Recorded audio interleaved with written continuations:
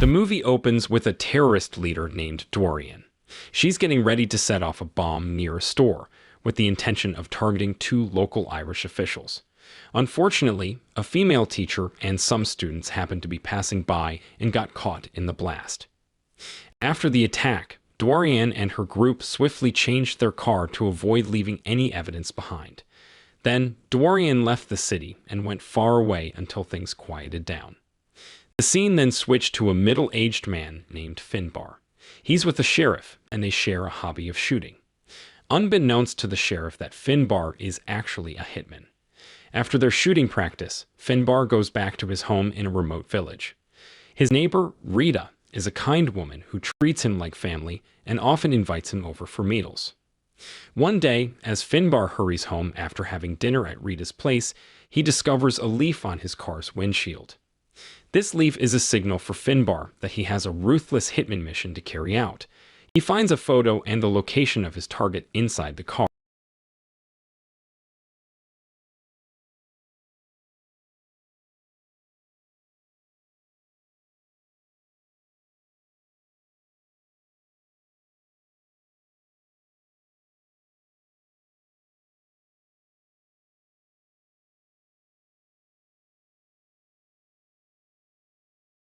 He forces Raymond to dig a hole, where a pine tree will serve as his grave.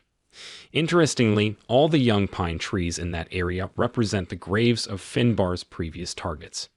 After Raymond finishes digging, Finbar gives him 2 minutes to say his last words. Raymond admits his past as a cruel gangster, but explains that he has changed and now understands the true meaning of life and happiness. He believes that as long as Finbar continues to be a hitman, he will never find peace in his heart. Finbar is moved by Raymond's words, but ultimately goes through with eliminating him. The story then introduces a man named Robert, who acts as the middleman between clients and hitmen. He's currently giving a task to a young hitman named Jack. Shortly after, Finbar arrives to collect his payment from Robert for successfully completing his job. Robert's wife, Samantha, greets Finbar as he crosses paths with Jack. Later, Finbar goes into Robert's office and reports that he has successfully eliminated Raymond as per the assignment. Robert pays him and praises Finbar for his efficiency and speed in carrying out the job. However, Finbar can't get Raymond's words out of his mind, and he eventually expresses his desire to retire from being a hitman. Robert is taken aback by Finbar's sudden decision to retire. At first, he tries to persuade Finbar to reconsider, but Finbar is resolute in his decision. He plans to start a new life as a farmer. Robert, who has known Finbar for a long time, ultimately respects his choice. Later, Finbar goes to a store to buy plant seeds, as he is embarking on a new career as a farmer. In the end, he returns home and begins farming on the land near his house. Rita is pleased, as she now knowing Finbar's true intentions. The next day, Finbar coincidentally encountered a young girl named Moya while she was fishing.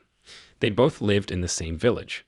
While talking, Moya accidentally dropped her lunchbox with her food. She seemed quite panicked, and Finbar noticed bruises on her neck. Concerned for Moya, Finbar decided to visit her mother, Sinead, who worked at a cafe. When Finbar met with Sinead, he asked her not to scold Moya for dropping the lunchbox and promised to replace it the next day. He had a suspicion that Moya might be experiencing abuse from her own mother. As Finbar was leaving, he unexpectedly ran into Moya again, who still appeared very frightened. He reassured her that there was no need to be afraid, because he had already informed Sinead about what had happened. Then he accompanied Moya home.